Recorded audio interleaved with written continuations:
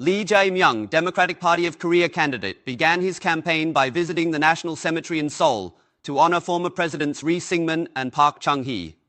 He emphasized unity, suggesting that we temporarily set aside past stories, ideologies, and factions. This is reported by Lee Gyo-ak.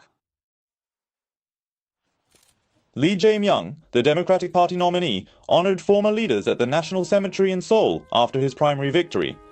He paid respects at the graves of Presidents Rhee and Park, a choice often debated within the Democratic Party, implying that unity is more important than visiting Kim Dae-jung and Kim Young-sam first.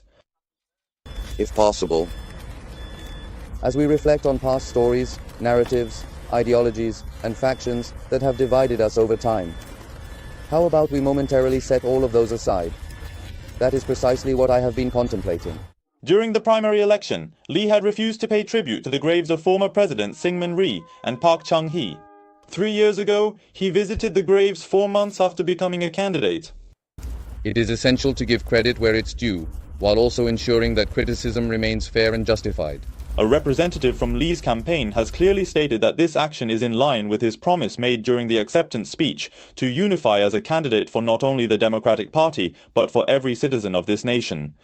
Lee also visited the grave of the late Park Tae-chun, honorary chairman of POSCO and former prime minister under the Kim Dae-jung administration, underscoring his message of unity once again. Afterward, he visited SK Hynix's Iteon plant to discuss fostering advanced industries such as semiconductors and AI, reaffirming his practical approach.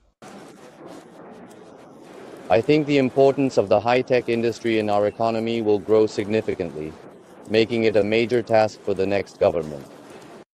After winning the primary, candidate Lee Jae-myung pledged to make South Korea the world's top semiconductor powerhouse, outlining a blueprint with tax benefits for semiconductor companies. MBN News, Lee Gyo-ak.